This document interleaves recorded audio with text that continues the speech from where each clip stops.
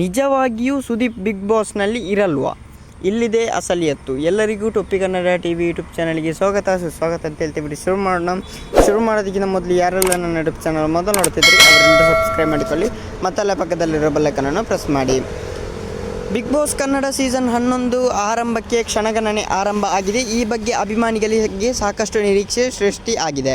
ಈ ಬಾರಿ ಸುದೀಪ್ ಅವರು ಇರುತ್ತಾರಾ ಅಥವಾ ಇರಲ್ವಾ ಅನ್ನೋದು ಎಲ್ಲರ ಎದುರು ಇರುವ ದೊಡ್ಡ ಪ್ರಶ್ನೆ. ಸುದೀಪ್ ಇರುವುದಿಲ್ಲ ಎನ್ನುವ ರೀತಿಯಲ್ಲೇ ಪ್ರೊಮೋ ಬಿಡುಗಡೆ ಮಾಡಲಾಗಿತ್ತು. ಆದರೆ ಅಸಲಿಗೆ ಅದು ಬಿಗ್ ಬಾಸ್ನಲ್ಲಿ ಇರ್ತಾರೆ ಎನ್ನುತ್ತಿದೆ ನಂಬಲಾರ್ಹ ಮೂಲಗಳು.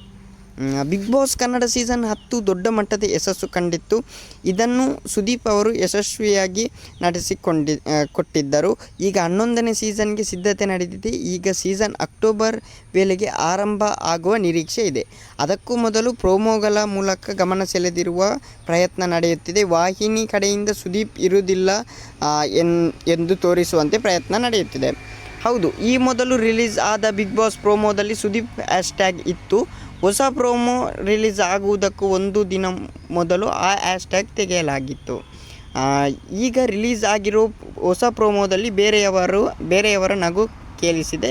ಇದು ಉದ್ದೇಶಪೂರ್ವವಾಗಿ ಹಾಕಲಾದ ಧ್ವನಿ ಎಂದು ಅನೇಕರು ಊಹಿಸಿದ್ದಾರೆ. ಸುದೀಪ್ ಅವರು 10 ವರ್ಷಗಳ ಕಾಲ ಅಂದರೆ 1 ದಶಕ ಬಿಗ್ ಬಾಸ್ ನಡೆಸಿಕೊಟ್ಟಿದ್ದಾರೆ. ಈ ಪೈಕಿ ಅವರು ಬಿಗ್ ಬಾಸ್ ನಿರೂಪಣೆ ತಪ್ಪಿಸಿದ್ದು ಕೆಲವು ಬಾರಿ ಮಾತ್ರ. ಅವರಿಗೆ ಬಿಗ್ ಬಾಸ್ ಮೇಲೆ ಅಪಾರ ಪ್ರೀತಿ ಇದೆ. ಈ ಕಾರಣದಿಂದಲೇ ಅವರು ಬಿಗ್ ಬಾಸ್ ನಡೆಸಿಕೊಡೋದು ಬಹುತೇಕ ಪಕ್ಕಾ ಎನ್ನಲಾಗುತ್ತಿದೆ. ಸದ್ಯ ಸುದೀಪ್ ಇರುವುದಿಲ್ಲವೇ ಎನ್ನುವ ಪ್ರಶ್ನೆ ಎತ್ತಿದರೆ ಹೈಪ್ ಸೃಷ್ಟಿ ಆಗುತ್ತದೆ, ಕುತೂಹಲ ಮತ್ತಷ್ಟು ಕೆರಳುತ್ತದೆ ಎಂದು ವಾಹಿನಿಯವರ ಆಲೋಚನೆ ಇರಬಹುದು. ಒಟ್ಟಿನಲ್ಲಿ ಈ ಬಾರಿ ಸುದೀಪ್ ಇರೋದು ಬಹುತೇಕ ಖಚಿತ ಎನ್ನಲಾಗುತ್ತಿದೆ. ಮತ್ತೆ ಗೊತ್ತಿಲ್ಲ ಗೈಸ್. ಓಕೆ ಗೈಸ್, ಮುಂದಿನ ವಿಡಿಯೋದಲ್ಲಿ ಸಿಗೋಣ. ಅಲ್ಲಿ ಲೈಕ್ ಶೇರ್ ಸಬ್ಸ್ಕ್ರೈಬ್ ಮಾಡಿ ಅಂತ ಹೇಳ್ತಾ ಲವ್ ಯು ಸೋ ಮಚ್.